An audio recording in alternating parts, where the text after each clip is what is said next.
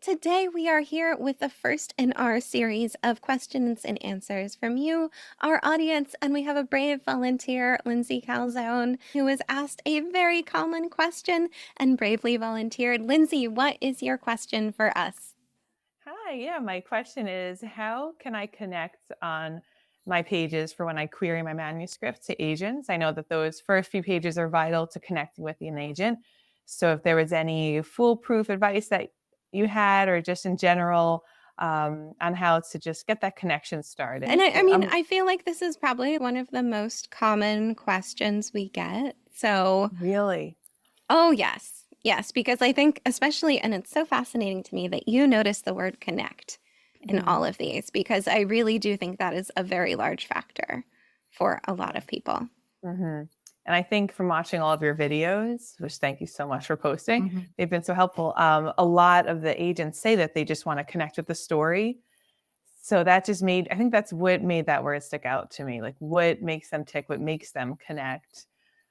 I don't know if there's a special formula. I'm sure it's very subjective, but if there is any little cheat sheets on it so that before anyone goes hitting the ground running, writing a new manuscript after they get these rejections, what could they do to bolster up their chances of connecting with an agent?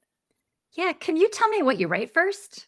Oh, sure. I dabble in fantasy, sci-fi. And this particular one is a sci-fi.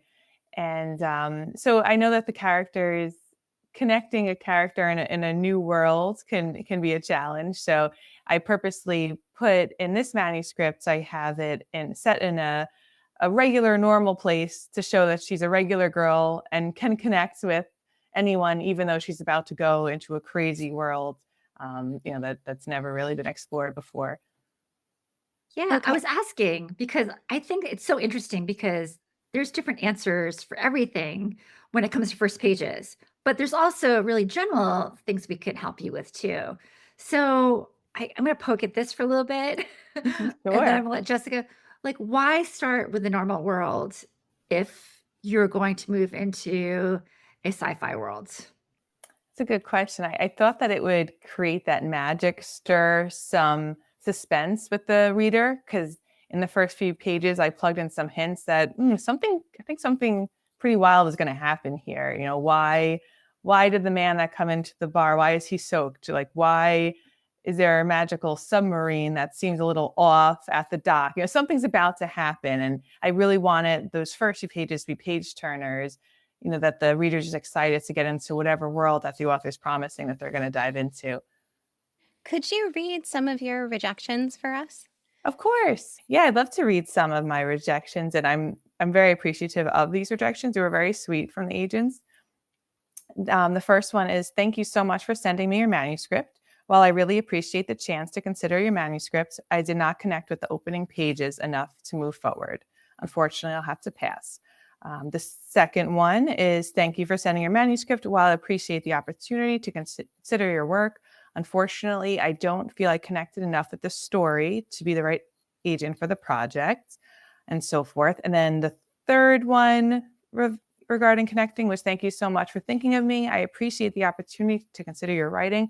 Unfortunately, I'm going to pass. I didn't connect with the pages, and so I never really became fully engaged in the narrative. And then lastly, this one was a little bit more specific. It said, I'm sorry, but your manuscript does not sound like a fit for my list at this time. I will have to pass as I didn't connect with the protagonist. So those are just some of the connection rejections that I was getting.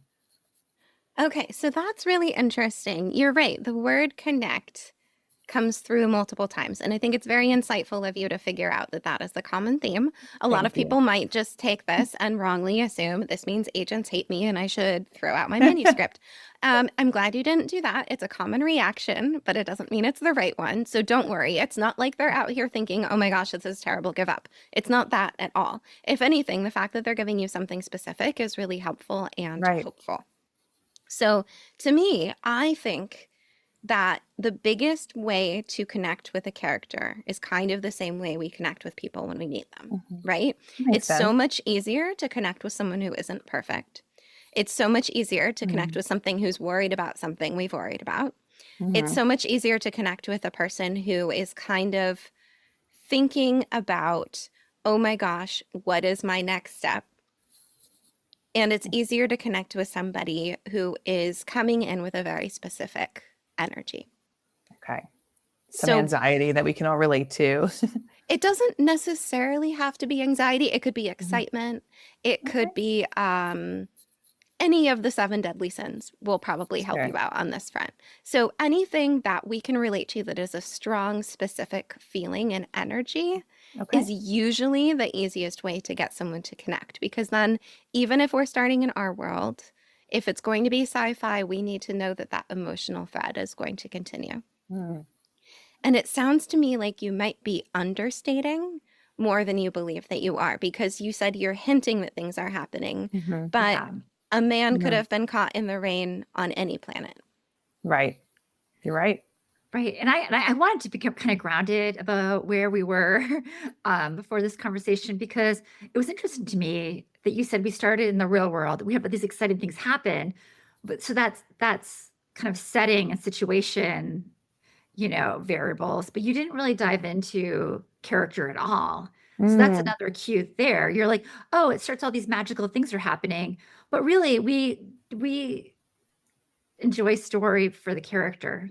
You're And right. so tell us about how you introduced your character within that scene. Mm.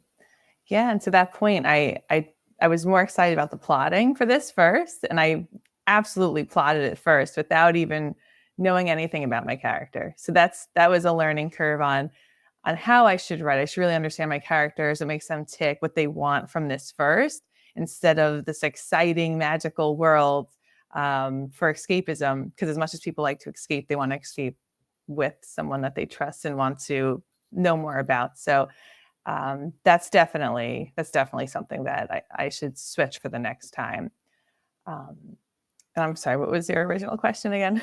Well, no, I mean that was pretty much it. Okay. Is that because so when I've taught sci-fi or fantasy Mhm. when I was still a teacher, I would always make students listen to a single page and figure what they know about a world and the character within that world. That's a And fun you should be able exercise. to, in one page, really tell the stakes of this character, where they are in society, the journey they might be going on, what Mhm. it makes them special compared to all the other characters out there in the world.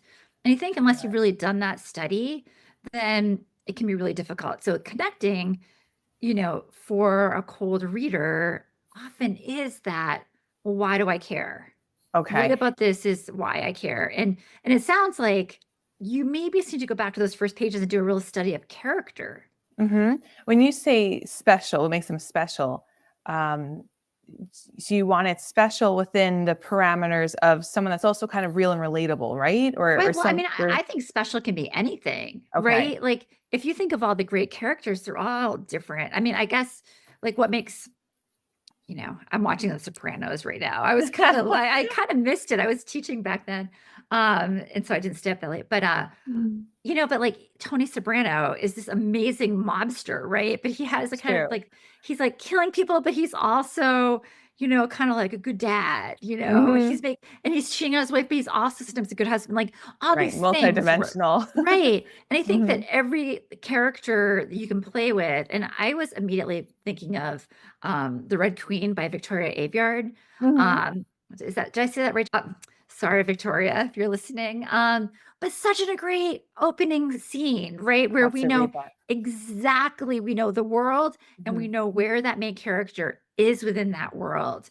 And I Okay. think back to like Divergent, it's a very simple scene that it opens up with, but we know exactly that something's happening because that rising tension is just um the main character and her mother, right? But like if and you need to give the reader something to hope for Mhm. too, Okay. right? Like, oh, this must be hard for this character. I hope that she does okay in this, or I mean, Harry Potter, right? He's the boy who lived.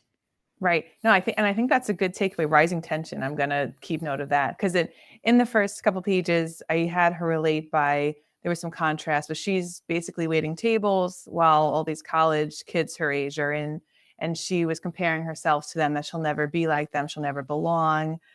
She gets a phone call from her mother on the way home, and her mother is an alcoholic. She doesn't belong there. So that she follows this mysterious man. That's why she follows him on the submarine to this other world. So I was trying to make it obvious that she has something to work through. She's going to need to find her way in the world. But I think the missing piece is that you had just stated it was a rising tension.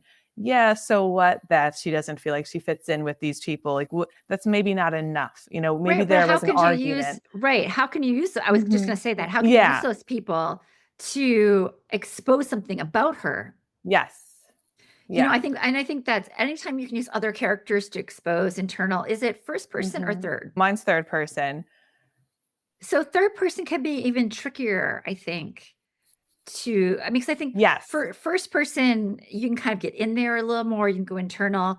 Third person can be really difficult. Jessica, do you have any pointers? What's I know the right age in grade? third. Yeah. It's YA. She's 17. Okay, third is hard for YA. I feel like first is the trend. That Okay. doesn't mean you have, and people will disagree, but I see it the most because so much about YA is that internal calculation of what do I do now? How do I avoid this? How do I do this?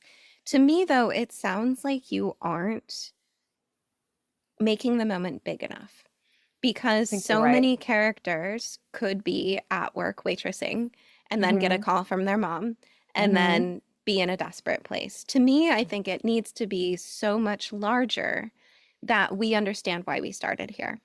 Yeah, that's So, good advice. I think now that we're having this conversation, I realize she maybe took on more of an observer role yeah, rather you don't than want being that. in the action and Yeah, I was her. wondering. Mhm. Yeah. Because it's so easy, right? Because as a writer, you're observing your world. As you Right. go through it and you're like, oh wow, this world's really cool. Look how cool it is. But then you forget that it's you're teasing the reader. My thing is, and we've done it actually, we should redo this again, Jessica, the revision workshop we did. Where it's like we had people read your story aloud back at you Oh, fun. and then say what they got out of it. And Wow. it definitely feels like you've written for you, but I Mhm. wonder if you've written for the reader yet. You're right. I That's a know good you point. have in places, but if you really go back to those first opening lines, like what is it that's going to pull you through? And Mhm. I've been thinking a lot about this.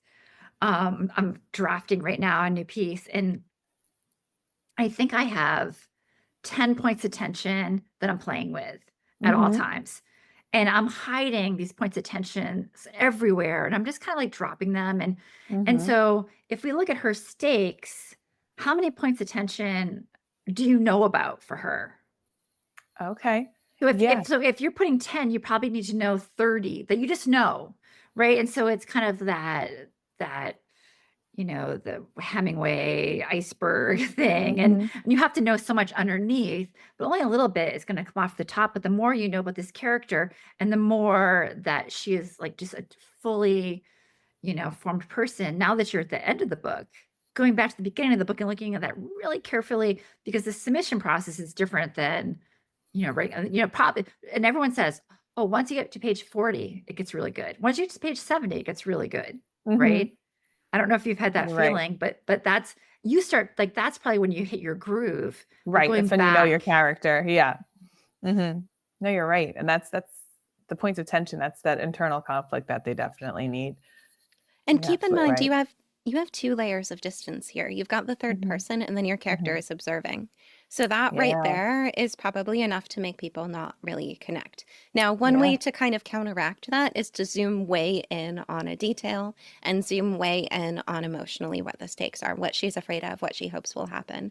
But honestly, unless she ends with setting the place on fire and throwing plates or something, like she needs to be done in my mind to make the choice to follow someone into a submarine because that sounds terrible on so Mhm. many levels, including claustrophobia. But for someone to make a choice like that, you need to show that she is just absolutely done. All the other paths are closed to her. And so you can either make that a lot bigger or you can Mhm. start somewhere else that will show why she is willing to make an extreme choice. But when you do that, you need to make the emotions really big too. Okay. That's great advice. Yeah.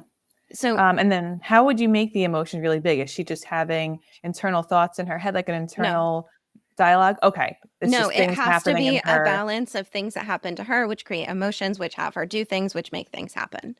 Okay.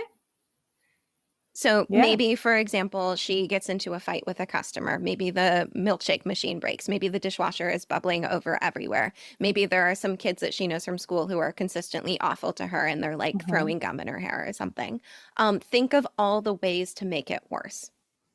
Okay. I like that. That's good. And one of my beta readers, I'm in a writers group that's been so helpful with all of this. A lot of them did say that these things would happen to your character, and then she just kind of moved on.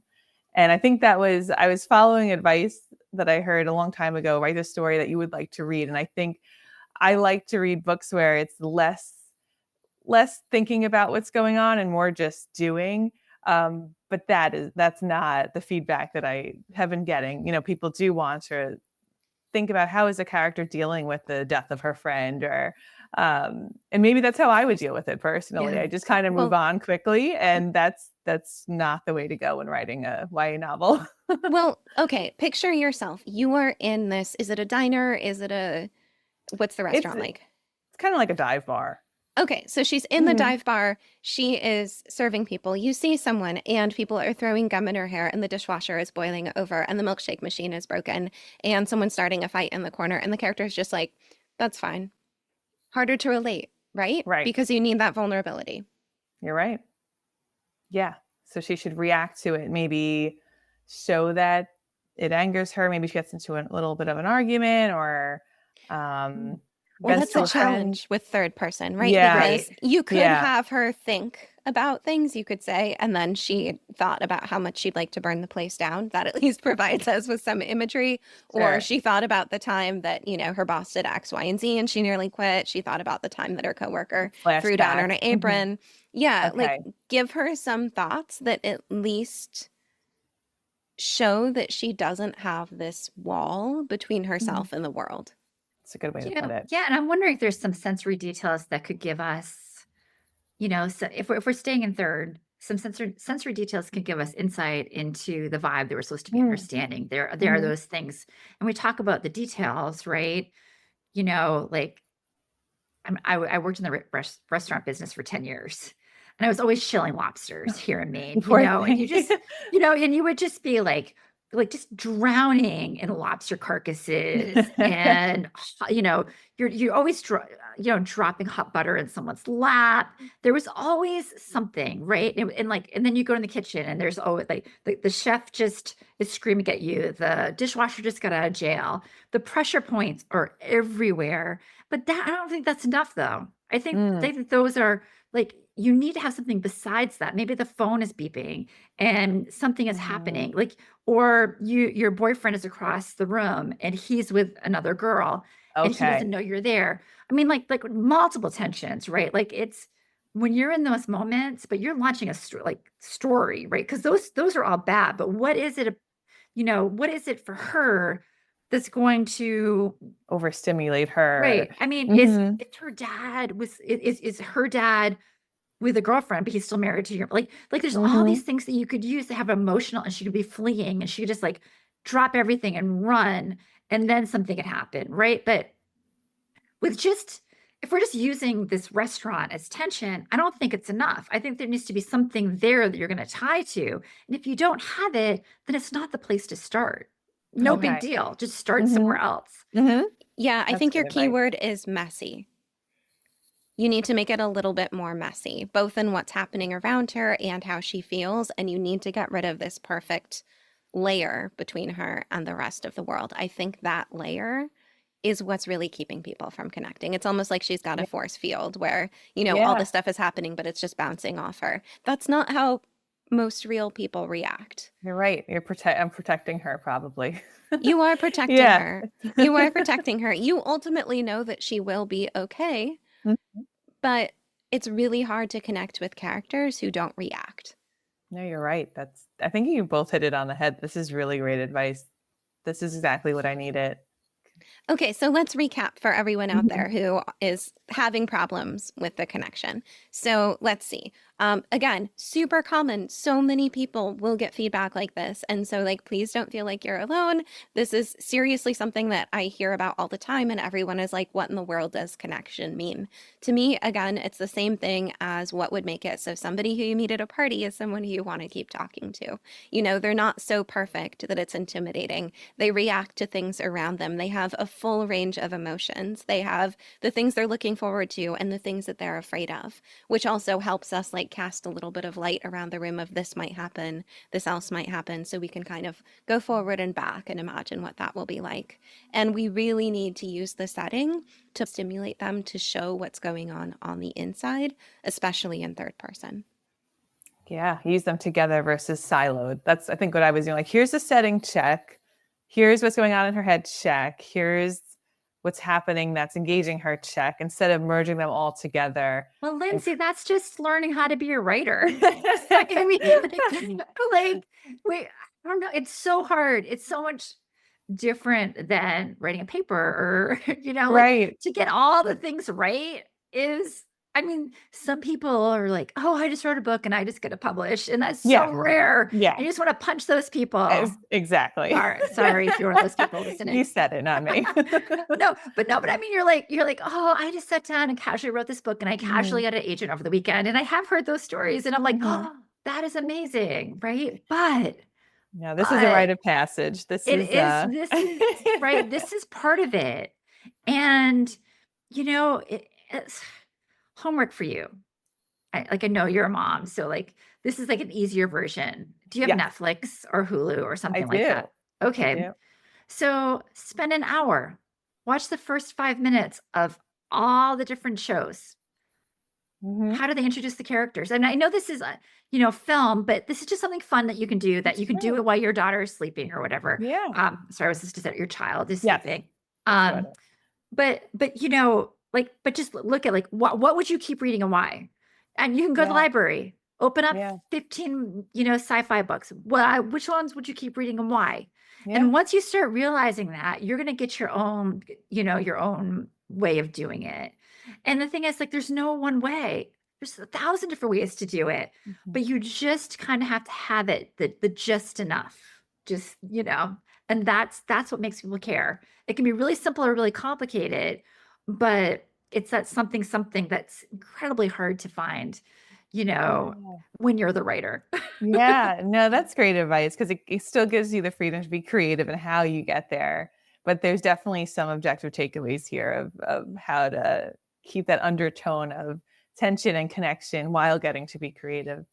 Thank you. And movement. Something needs to be changing, even if it's an undercurrent. Things need to be changing in that first scene, or we will just feel as though we're watching someone walk around, pick stuff up, put it down again. We need to see what possible changes there are and worry about them and hope for them and hope for the character and like the character. But just as not everyone's going to like every TV show. Not everyone's going to like every book. Right. You just have to find the version that is the most vivid to you and to your reader. I like that. That's great. Thank you. Okay, so what advice do you have for the other writers who are in the same situation? Definitely get a couple beta readers. That was very helpful. And also, we share sob stories of, oh, I got rejected 10 times. I mean, we laugh about it too. So that's nice during this whole process. I would say follow as many agents as you can to see what they're looking for. Go on their websites and see what books that they recently published and who their clients are, and then read their first few pages. I started doing that. And really just seeing what the market trends are. I know I've seen that it seems to be a lot less literary the first few pages. Don't take 3 pages to describe the setting. Like you said, merge it all together. So those are some of the things that I've learned recently about connecting. Great. Well, thank you so much for doing this. I suspect this is going to help a lot of writers out there who are getting similar advice. And again, it doesn't mean they hate you. It doesn't mean you're a bad writer. It just means, most likely, your character is not messy enough or they're too perfect. And that's okay, because messing things up is a lot easier than making them neat again. So true. As is life. Yes. Best of luck to you, Lindsay. Let us know, Thank you. what with all your good news coming up. I'm sure you have the grit and determination to get there. Hopefully. I really do want to keep trying. So thank you so much for Awesome. everything that you guys do. You're such a great resource, and it's been life-changing. So yeah, thank you for Oh, everything. that's so nice. And just as a Julie Soto's book just came out, The Thrashers, Oh, okay. and that's in third person. So it's YA third person. Okay. So she did it really, really well. So you might want to just look at some of her devices Yeah. ground. So you could probably look, I think I think it released this week. So it's probably on Okay. Amazon if you want to check out those first three. Absolutely. But I didn't even notice it was third person. And I was like, oh, I was like in You know chapter that- like 5 and I was like, oh, she's third person, but it was Yes. so like kind of effortless. And she was Yeah. a fan fiction writer. And she just kind of pulled you in all kinds of different ways. So lots of tricks Wow. there. Okay. Thank you. Yeah. Nice. Well, thank you so Definitely. much, Lindsay. And if you need help with something like this, something that's hard to Google and you need personal attention, send us an email, academy@manuscriptwishlist.com with Q&A for podcast in the subject line.